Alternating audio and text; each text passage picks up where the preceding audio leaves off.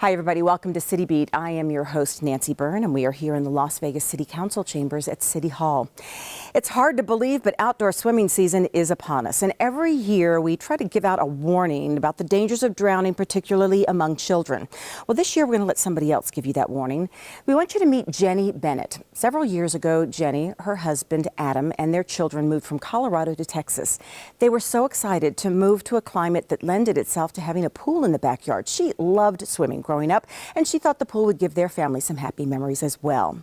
Well, in July of 2016, in this home of protective and loving parents, a home where they thought they had taken every precaution to protect the family, 21-month-old Jackson found his way to that swimming pool, and in an instant, this family's life changed forever.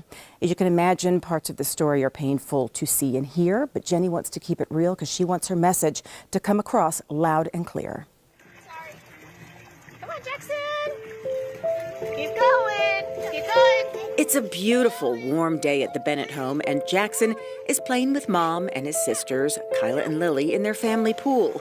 Surrounded by family, wearing a flotation device, and being encouraged to jump into his mom's safe arms, nothing could go wrong. Okay, let him swim over by himself. Come on, Jackson. Look at you kick. Oh, it's a good boy. Good kicker. However, 2 days after this video was shot, Jackson found his way back out to this pool without Mom, sisters, or his water wings. Come on, watch out. Watch out. It is a day Jenny and her family relive over and over. It was an early evening, and she and her children had just returned home from picking up husband and dad, Adam, from work.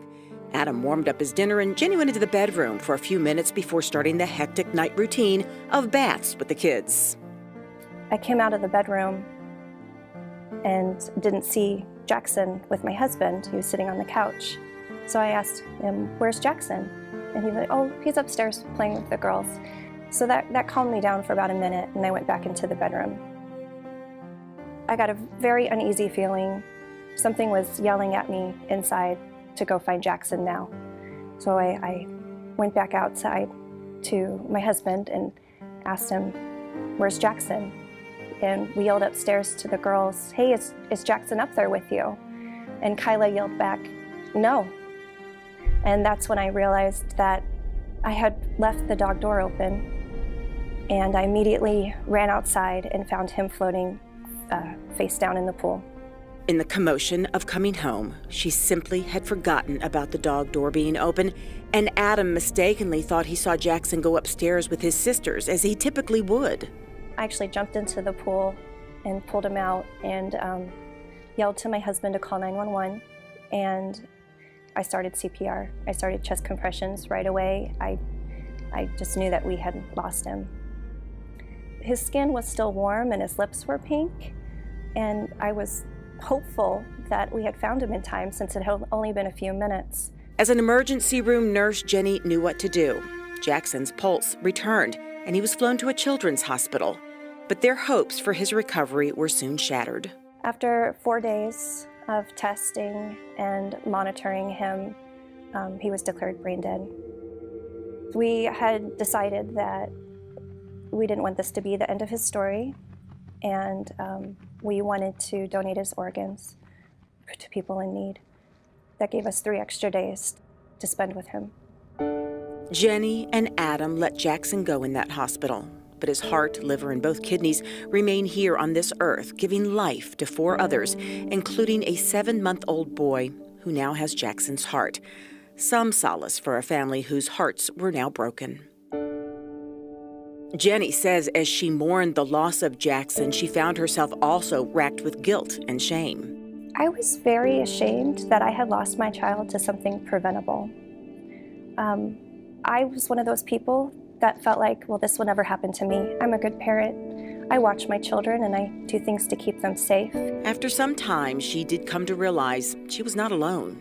Over the course of the last 2 years, I've met a lot of parents who have lost their children to drowning, and they all have very similar stories to mine, especially with the young children, that toddlers are mischievous and they will wander off, and you really hope that it's something that they're getting into your makeup or drawing on the wall with a crayon for that few minutes that you don't see them.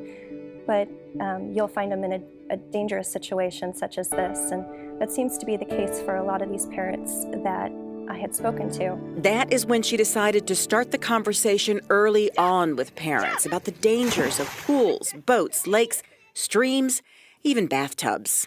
Drowning is the leading cause of accidental death in young children, happens to healthy children, and we're not talking about it at pediatricians' offices. She started a local chapter of Parents Preventing Childhood Drowning in her Texas community.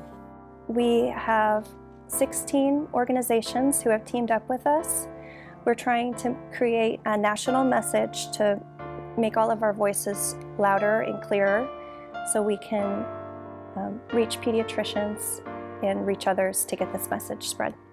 So part of Parents Preventing Childhood Drowning is this pamphlet here that we are asking that pediatricians display at their office or use as an educational tool to help with ways to prevent drowning. There's pool safety, swim lesson safety, beach safety, and boating safety inside. As for swimming lessons, Jenny says all lessons are helpful but can give a false sense of security. She suggests also looking into survival lessons where children at a very young age learn to roll over in the water and float so they can breathe until help comes or they paddle their way over to a ladder or wall. Where's Errol? Where are you? Jenny finds helping others helps her through her pain. It has also helped her family move on. In the spring of 2017, they had another son, Asher Jackson, who at the age of 20 months went through survival swim lessons. Meanwhile, the heartbreaking lesson learned by Jenny and Adam has prompted a lot of changes in the Bennett home. For my situation, if I would have had an alarm on my door or my door would have been secure, I would have known if Jackson would have gone outside. If I would have had a fence around my pool or a net over my pool, he wouldn't have made it into the pool. And if he would have had survival swim lessons, he would have been able to save himself. And we would have found him and he'd still be here today. So there were many steps that we had missed that I want to educate others on to prevent this from happening to their child. It takes a lot of strength, not to mention compassion, for someone to share such a painful story in the hopes of helping others. If you would like more information on that organization that Jenny founded in her community, it's actually in 18 states, including Nevada. You can go to parentspreventingchildhooddrowning.com. Keep in mind also the city of Las Vegas teaches swimming to little ones as young as 18 months. They also teach CPR in their lifeguard, junior lifeguard, and babysitting classes. Go to Las Vegas Parks and Rec for information on that. Before we parted company, Jenny shared a statistic with me that really touched my heart. She said that the same year Jackson died from drowning, 18 children in Texas died from drowning, and that's enough to fill a kindergarten class that will never see their first day of school. Thank you, Jenny, for sharing your story. When we come back, we're going to lighten things up a little bit and sweeten them up as we take you inside a business that's giving a whole new meaning to fresh baked goods.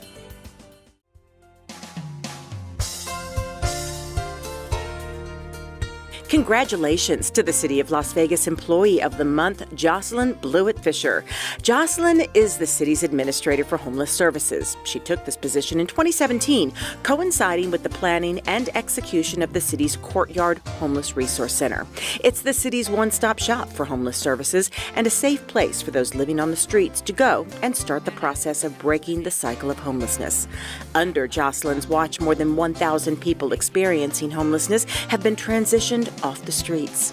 Jocelyn has brought together more than 24 nonprofit agencies to serve homeless individuals in the Courtyard at no cost to the city. She treats everyone who comes in to the Courtyard with respect, and that example is something that permeates throughout everyone working at the Courtyard. She is not only an outstanding employee, she's an outstanding person. For helping all citizens in our community and truly making a difference, we congratulate Jocelyn Blewett-Fisher, the City of Las Vegas Employee of the Month.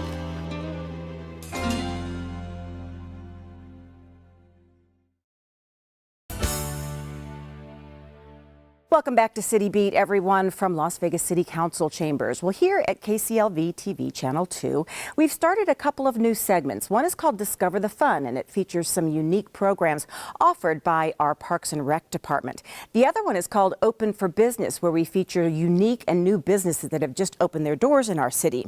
Right now, we want to show you one of those segments that you are bound to love, unless, of course, you don't like warm cookies served right from the oven.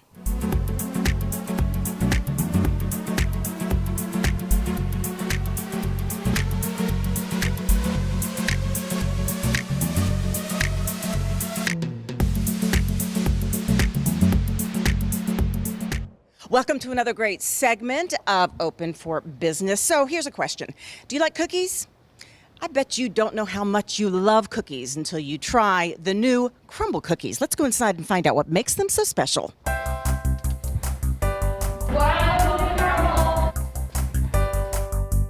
As soon as you walk into Crumble, you are treated to the sight of a sparkling, clean white bakery and the smell of cookies baking in the ovens that line the wall. The work that you see taking place here first thing in the morning actually takes place here all day, into the night.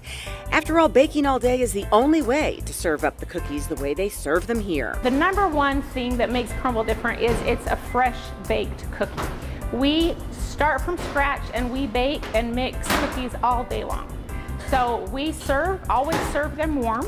All of our cookies are served warm, except for our sugar, which is a chilled sugar cookie. That sugar cookie and the famous warm chocolate chip cookie are staples here.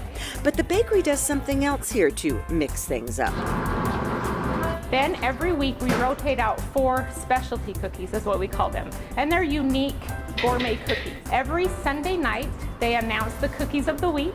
And people follow us on social media, and people get so excited to find out what the cookies of the week are going to be. Some people come in for their favorite flavor. What is one of your favorite flavors? One of my favorite flavors, even though it's super basic, is the chocolate chip cookie. Warm? Yes. And what about you? My favorite is the snickerdoodle cookie. Warm, too. But even the regulars are known to get out of their fave comfort zone and try something new. She cheated on chocolate chips, so the snickerdoodles must be really good. Thanks, ladies. It's fun to come in and see the cookies being baked, smell the delicious smells, and then sit outside in the courtyard and enjoy the treats. But you actually don't have to even make the trip to the store here at Ann Road in the 95. They are open Monday through Saturday from 10 in the morning until midnight. But during those very hours, for a small price, they will come to you. For that late night craving, whenever anyone gets a late night craving, they can just call us and we'll be there at their door with fresh, warm cookies. Crumble is new to Las Vegas. There is another one in the Green Valley area, also new. The first bakery opened in Utah years ago, which is where Carrie said she was bitten by the crumble craving from her very first bite. Their first store is in Logan, Utah. I went there to visit my sister. We went there, I had a bite of a chocolate chip cookie, and from the first bite, I knew it was something I wanted to bring to Las Vegas. Trust me, once you take your first bite of any of the flavors, you're going to be addicted because that's how the cookie crumbles. If you'd like to see more of our Open for Business segments or Discover the Fun segments or anything that you see here on Channel 2, download the app Go Vegas, all one word, on Roku, Apple, or Amazon Fire. Well, finding the perfect balance of business, residential, and open spaces is something that the city of Las Vegas is very dedicated to. That's why our planning department is already looking for your input on our master plan for 2050. It seems like a long way away, but recently they kicked off a public input program right here at City Hall. You know the old saying, if you haven't been in downtown Las Vegas lately, you haven't been downtown. It is probably one of the most revitalized and continuously evolving parts of our city. But it is just part of Las Vegas. And as our planning department sets out to come up with a master plan for all of Las Vegas for 2050, the staff wants to make sure we grow intelligently with input from those who have chosen our city as their home.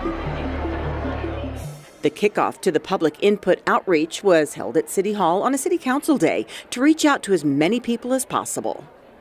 It's important to know what people want, what people prioritize. If people want to have more or better parks, we want to know that. We want to know how people get around, and if there's different ways to get around, such as public transportation or bicycling. We want to know all the things that people enjoy about their community and what makes it a nice, safe place to live.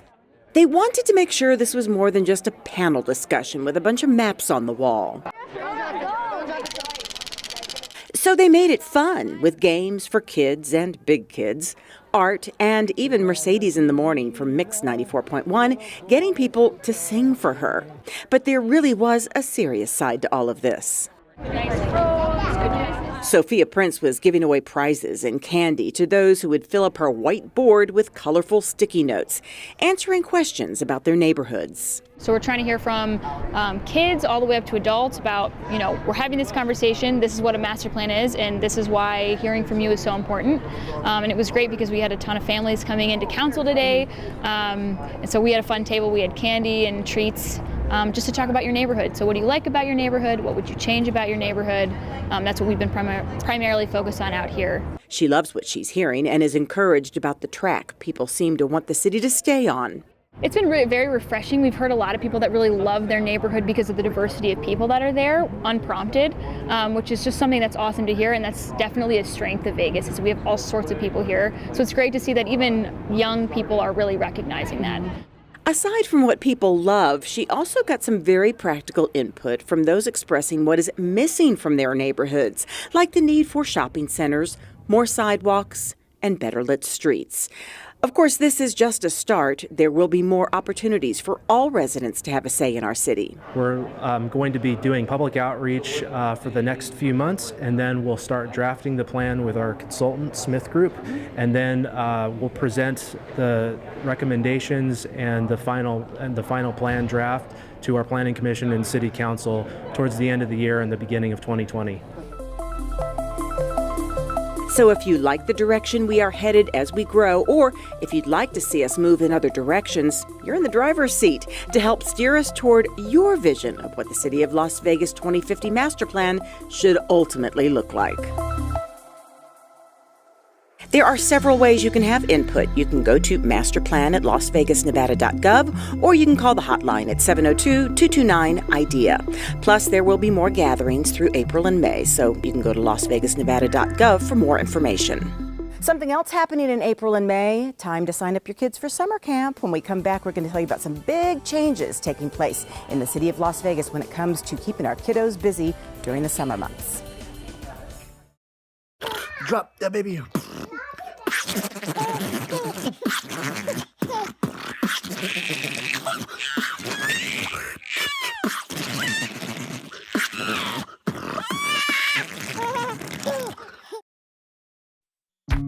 People think I'm trash, but they're wrong. Today I'm just an aluminum can, but one day I could be a stadium.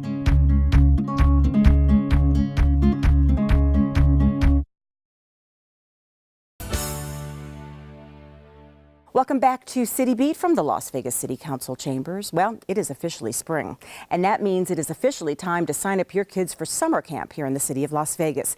Every year, the city offers some great, unique camps. This year's no different, but something that will be different this year is an emphasis on one of our city's core values, kindness, and on something else very important, collaboration and teamwork.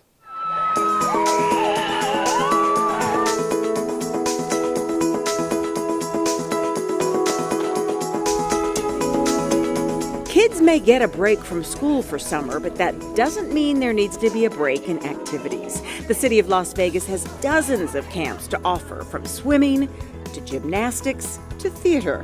And this year at every camp, the counselors are putting an emphasis on kindness. What we did previously is that we broke down the attributes of kindness so that kids could learn character building skills to become truly kind individuals, service-driven individuals.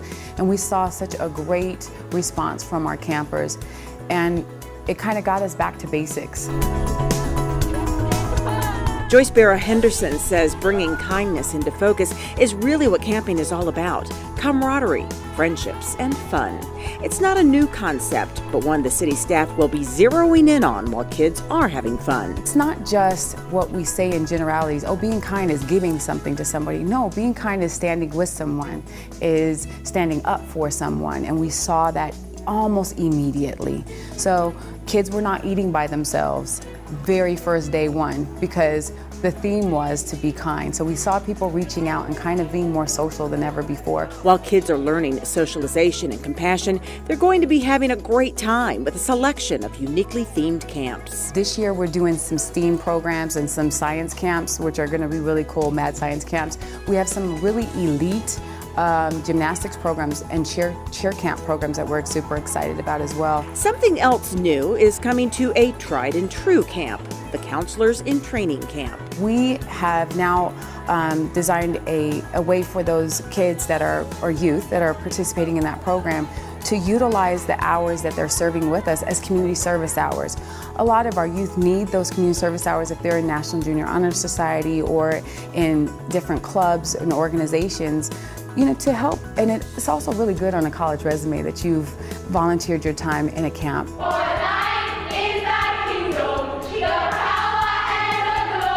Are your kids more into performing on a stage than on a field or in a gymnasium? Well, Las Vegas is home to two world-renowned theater groups, and both conduct summer camps: the Rainbow Company Youth Theater and West Las Vegas Art Center Performance and Visual Art Camp. This year, there will be something a little different, a blending of the two camps into one, offering wider options to all participants and hopefully a feeling of teamwork along the way. The West Las Vegas Arts Center, they focused their camp heavily on dance, spoken word performance, and just the overall performance element of it. A lot of music, a lot of dance. But the Rainbow Company Youth Theater focuses heavily on the theatrical aspect. A lot of theater production concepts, performing concepts, theatrical techniques with improv classes and script reading and script adaptation. So this year we're going to merge the two together. Don't be fooled by the term summer camp for kids and teens. These theater camps are backed up and instructed by professionals in theater, dance, music, and all of the people who make theater come to life, from set designers to makeup artists.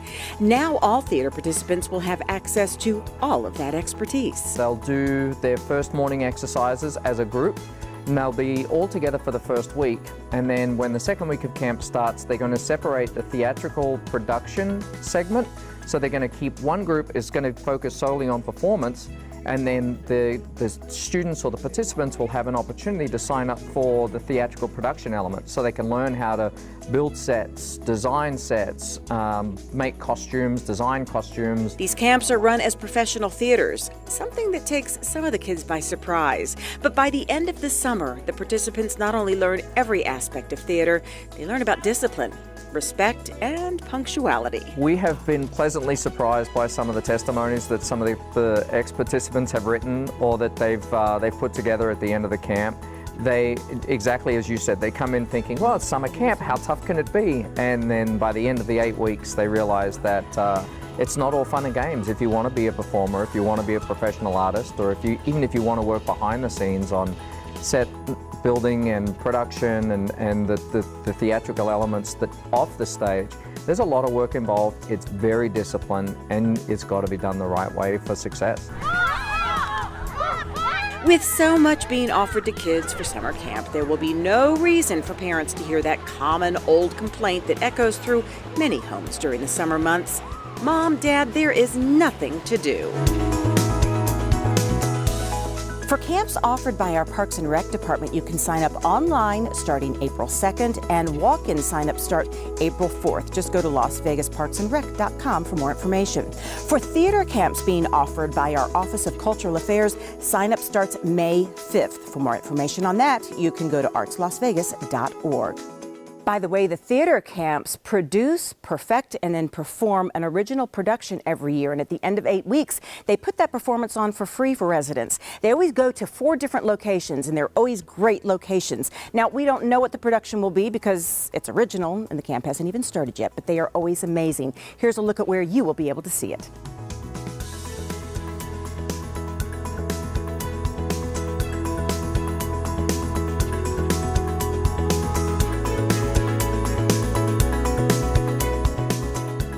If you're not familiar with those two theater groups, trust me, they are amazing. You know, in some of our more mature neighborhoods, you'll find more mature parks. And while that's great because of the big old shade trees and the way neighbors have come to rely on them to meet and greet each other, sometimes those parks need a little facelift. That's the case here at Woofter Park in Ward 1. It's been around a long time and has become a favorite meeting place for area neighbors, but it needed some repairs. As Mayor Pro Tem Lois Tarkanian explained to the neighbors at a recent groundbreaking to improve the park, the city had a limited budget, so there were limited improvements that could be done. When she had met with neighbors in the past, they told her the dog runs were the most important part of Woofter to them. So these 2 older runs will be replaced by 3 new ones for small, medium, and large dogs. There will be new shaded sitting areas for the dog's humans. The grassy areas will get a makeover, and there will be a new pathway built from the parking area to the dog runs. Even though these projects may be small, in scope they are very, very important for the neighborhood where they are located. The meeting I had in this area for this park shocked me because every single person there was a dog owner, and this was what they wanted first, for the dogs. So with the turn of the dirt, work will now begin on Woofter Park's doggy playground. By the way, Woofter Park will be closed during the renovations, but they don't expect it to take too long. You know, there's always so much to do here in the city of Las Vegas. So as we say goodbye, we're going to take you to 2 very popular events that took place March 23rd. The annual Bluegrass Festival at Centennial Hills Park, that was attended by thousands of residents, and then the Cesar Chavez family event, which is always very popular, at Gary Reese Freedom Park. So as we say goodbye, we take you there. Behind him, the train is coming round. There in his rear view